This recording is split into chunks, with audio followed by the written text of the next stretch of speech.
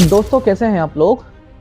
पिछले व्लॉग में अरावली के हमने आपको बताया था दोस्तों कि 1970 से लेके 1980 और 2005 के दरमियान जो स्टैंड मौजूदा सरकार ने लिए थे और उस सरकार के खिलाफ जो सुप्रीम कोर्ट में याचिकाएं दायर हुई थी और सुप्रीम कोर्ट ने जो फैसला सुनाया था उसका पूरा जिक्र हमने अपने पिछले पार्ट में किया था। आप देख सकते हैं दोस्तों। अब शुरू करते हैं हम अपनी कहानी इस पार्ट में। दोस्तों जब हम अरावली की बात करते हैं तो पहाड़ या जंगल नहीं बल्कि एक पूरा नेचुरल सिस्टम की बात करते हैं। माइनिंग शुरू कैसे हुई? ब्रिटिश टाइम से ही अरावली में स्टोन और मिनरल्स निकाले जाते रहे हैं, लेकिन असली प्रॉब्लम तब हुई जब सिटीज बढ़ने लगी, रियल एस्टेट में बूम आया, दिल्ली एनसीआर को कंक्रीट जंगल बनाना शुरू हुआ और अरावली के पहाड़ रॉ मटेरियल का सोर्स बन गए। लीगल और इलीगल माइनिंग का गेम। पेपर पर माइनिंग का रूल्स बहुत स्ट्रिक्ट है। Environmental clearance, forest permission, distance from habitation. लेकिन ग्राउंड रियलिटी में रात को ब्लास्टिंग फॉरेस्ट लैंड पर माइनिंग, नकली paper, political protection. Mining mafia इतना पावरफुल हो चुका कि पूरी पहाड़ी ही गायब हो गई। एक्सपर्ट के मुताबिक ग्राउंड वाटर लेवल गिरा, नेचुरल टैक्स सूखने लगे, जंगल कवर खत्म, हार्ट वेव्स ज्यादा स्ट्रॉन्ग हुई। अरावली एक नेचुरल बैरियर थी जो राजस्थान के रेगिस्तान को दिल्ली और हरियाणा तक आने से रोकती थी। जब पहाड़ टूट गए तो सैंड स्टॉर्म और गर्मी बढ़ने लगी। लोगों की जिंदगी पर असर। गांव के लोग कहते हैं पहले कुआं 40 फीट में ही पानी देता था, अब 400 फीट में भी पानी नहीं आता है। किसान, चारवाहा, ट्राइबल कम्युनिटीज सबसे ज्यादा लॉस उनका हुआ, लेकिन फायदा सिर्फ कॉन्ट्रैक्टर का। साइंटिस्ट मानते हैं अरावली दिल्ली एनसीआर के लिए oxygen supplier, water recharge zone, pollution filter. अगर अरावली कमजोर हुई तो दिल्ली अनलिवेबल हो सकती है। जब सरकारी सिस्टम फेल होता है तो लोग आखिरी उम्मीद कोर्ट से करते हैं। कोर्ट में केस कैसे पहुंचा? इन्वायरमेंटल एक्टिविटीज, एनजीओस और कुछ रिटायर फॉरेस्ट ऑफिसर ने सुप्रीम कोर्ट में पिटीशन डाली। उनका सवाल सिंपल था, अगर अरावली को नहीं बचाया तो देश का इन्वायरमेंटल कौन बचाएगा? कोर्ट का सबसे बड़ा सवाल सुप्रीम कोर्ट ने सीधा पूछा, अरावली हिल्स को डिफाइन कौन करेगा? क्योंकि बिना क्लियर डेफिनेशन के स्टेट अपना रूल बना रही है। माइनिंग को लीगल बताया जा रहा है। यहीं से लीगल कंफ्यूजन स्टार्ट हुआ। गवर्नमेंट का स्टैंड कोर्ट में। सेंटर और स्टेट गवर्नमेंट ने कहा हर छोटी टेढ़ी जमीन अरावली नहीं होती, सिर्फ वही जगह अरावली है जहां पहाड़ 100 मीटर से ज्यादा ऊंचे हो। इन डेफिनेशन का मतलब ये था कि बहुत सारा एरिया अरावली के बाहर हो जाता। एक्सपर्ट और एक्टिविटीज का रिएक्शन। एनवायरमेंटल एक्सपर्ट बोले अरावली कोई बिल्डिंग नहीं जिसे हाई से डिफाइन किया जाए। अरावली एक एंशिएंट माउंटेन रेंज है जो मिलियंस ऑफ ईयर में बनी। उसका इकोसिस्टम हाइट पर नहीं, कंटिन्यूटी और जियोलॉजी पर डिपेंड करता है। कोर्ट ने पहले गवर्नमेंट की डेफिनेशन को टेम्पररी तौर पर एक्सेप्ट कर लिया। इससे हुआ क्या? माइनिंग कंपनीज खुश, एनवायरमेंटलिस्ट गुस्सा, पब्लिक कंफ्यूज। सबको लगा कि अरावली प्रोटेक्शन वीक हो रही है। पब्लिक प्रेशर और कोर्ट का डाउट। जैसे जैसे पब्लिक रिएक्शन आया कोर्ट को भी महसूस हुआ शायद डिसीजन जल्दी में ले लिया गया। इसलिए कोर्ट ने कहा इस इशू पर दोबारा डिटेल हेयरिंग होगी। यहीं से माइनिंग पर रोक और एक्सपर्ट कम्युनिटी के रास्ते बने। दोस्तों जब सुप्रीम कोर्ट भी सोचे कि शायद हमसे जल्दी हो गई तो समझ लो मामला बहुत सीरियस है। कोर्ट ने अपना ही ऑर्डर क्यों रोका? एनवायरमेंटल एक्सपर्ट नाराज, एनजीओस प्रोटेस्ट मोड में। सोशल मीडिया पर #सेव अरावली ट्रेंड चलने लगा। लोग कहने लगे कोर्ट ने अरावली को कमजोर कर दिया।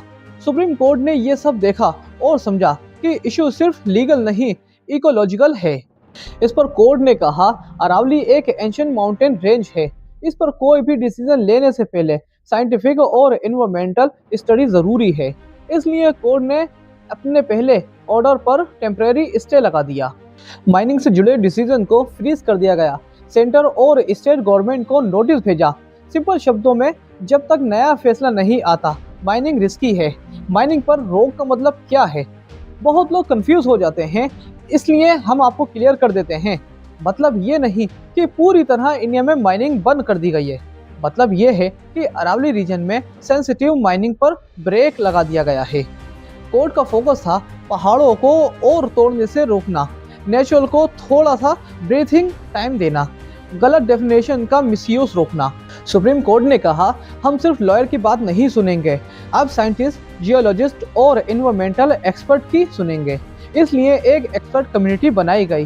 कम्युनिटी का काम अरावली का रियल साइंटिफिक स्ट्रक्चर समझना, माइनिंग से हुए डैमेज का असेसमेंट यानी सस्टेनेबल डेवलपमेंट का मॉडल सजेस्ट करना।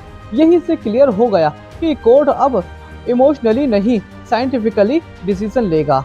अब सवाल उठता है दोस्तों, जब कोर्ट ने ब्रेक लगाई तो सरकार ने एक्सेलेरेटर दबाया, ये एनवायरमेंटल का साथ दिया। सरकार क्या कह रही है?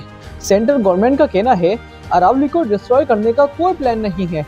गवर्नमेंट का एम है डेवलपमेंट प्लस एनवायरमेंट यानी balance. Union environment minister Bhupendra Yadav ने कहा, बिना प्लानिंग के कोई माइनिंग नहीं होगी, नो नेवर। अरावली की सेम डेफिनेशन होनी चाहिए।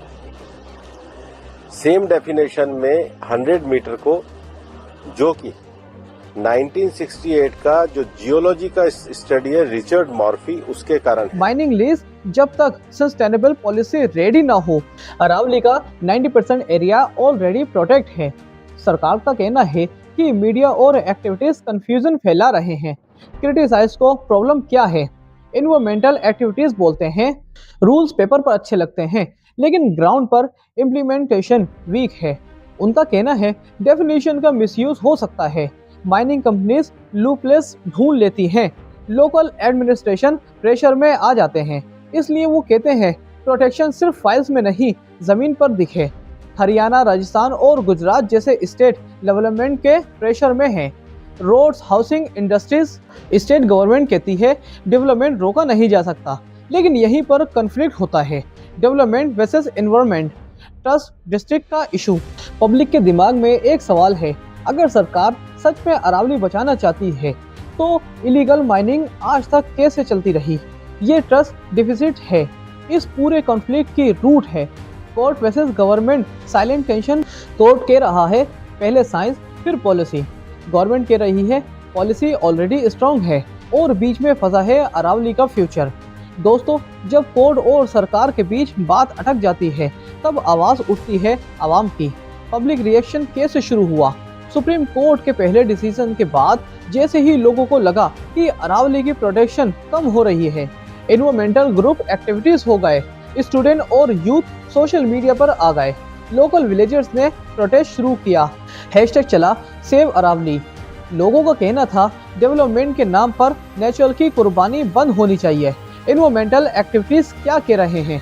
एक्टिविटीज सिंपल बात बोलते हैं, अरावली सिर्फ पहाड़ नहीं, ये दिल्ली एनसीआर का लंग सिस्टम है। उनका कहना है अगर अरावली कमजोर हुई पॉल्यूशन और बढ़ेगा, पानी की प्रॉब्लम और सीरियस होगी, हेट वेव्स नॉर्मल हो जाएंगी। एक्सपर्ट वार्न करते हैं कि अरावली का डैमेज इरिवर्सिबल हो सकता है। लोकल लोग कहते हैं माइनिंग कंपनीज पैसा कमा के चली जाती हैं, लेकिन हम यही रह जाते हैं। बिना पानी, बिना जंगल, बिना रोजगार, कई गाँव में कुआं सूख गए हैं, खेती बर्बाद हो गई है, वाइल्ड लाइफ गायब हो गई है। ये सिर्फ एनवायरमेंट का नहीं, लिवलीहुड का भी इशू बन चुका है। अपोजिशन पार्टीज बोली अरावली को बिजनेस प्रोजेक्ट बना दिया गया है। कुछ लीडर्स ने सुप्रीम कोर्ट के स्टे को लोगों की जीत बताया। पॉलिटिक्स में भी दो साइड्स बन गई हैं। एक साइड डेवलपमेंट जरूरी है, दूसरी साइड नेचर के बिना डेवलपमेंट बेकार है। यहीं से अरावली इशू नेशनल डिबेट बन गया है। अब सवाल ये नहीं है कि अरावली का केस कौन जीतेगा, सवाल ये है इंडिया का फ्यूचर क्या होगा।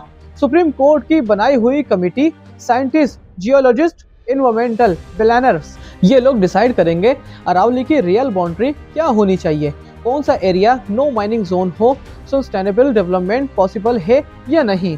अगर साइंस को प्रायोरिटी मिली तो अरावली बच सकती है। सस्टेनेबल डेवलपमेंट का मतलब, एक्सपर्ट कहते हैं डेवलपमेंट गलत नहीं है, लेकिन ब्लाइंड डेवलपमेंट क्राइम है। सस्टेनेबल मॉडल में green mining monitored, afforestation, water recharge project, eco tourism, ऐसा डेवलपमेंट जो नेचुरल को डिस्ट्रॉय नहीं, सपोर्ट करे।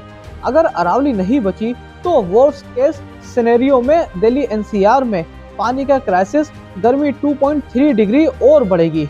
डी सर्टिफिकेशन हरियाणा तक पहुंच सकता है। फ्लड और ड्राउट दोनों का रिस्क, मतलब सीधा सा मैसेज। नुकसान सिर्फ अरावली का नहीं, हम सब का होगा। आवाम का रोल सबसे इम्पोर्टेंट है। कोर्ट अपना काम करेगी, सरकार अपनी पॉलिसी बनाएगी, लेकिन अगर आवाम चुप रही तो कुछ नहीं बचेगा। लोगों को चाहिए सवाल पूछना, अवेयरनेस फैलाना, इलीगल माइनिंग रिपोर्ट करना, क्योंकि प्रेशर ऊपर से नहीं नीचे से बनता है। दोस्तों, अरावली सिर्फ पहाड़ नहीं, ये वो दीवार है जो रेगिस्तान को रोकती है। ये वो सांस है जो शहरों को जिंदा रखती है। जिस दिन अरावली टूट गई, उस दिन सिर्फ पत्थर नहीं गिरेंगे, उस दिन शहरों का फ्यूचर भी बिखर जाएगा। कोर्ट फैसला देगी, सरकार पॉलिसी बनाएगी, लेकिन हिस्ट्री ये याद रखेगी कि जब अरावली खतरे में थी तब आवाम ने क्या किया। अगर हमने अरावली को बचाया तो कल बच्चों को सांस मिलेगी, पानी मिलेगा, जिंदगी मिलेगी। अरावली अब भी खड़ी है। सवाल ये नहीं कि वो बचेगी या नहीं, सवाल ये है क्या हम उसके साथ खड़े होंगे। दोस्तों, अरावली का पहले पार्ट से लेकर दूसरे पार्ट तक ये कहानी यहाँ मुकम्मल होती है। अगर आपको इसमें कुछ भी जानकारी ऐसी मिली हो जो हमने अपनी वीडियो में आपको नहीं बताई हो तो नीचे कमेंट बॉक्स में ज़रूर बताइए और हमारे चैनल को सब्सक्राइब कीजिए। और मुझे दीजिए इजाज़त। मैं आपका दोस्त नवाज़ खान।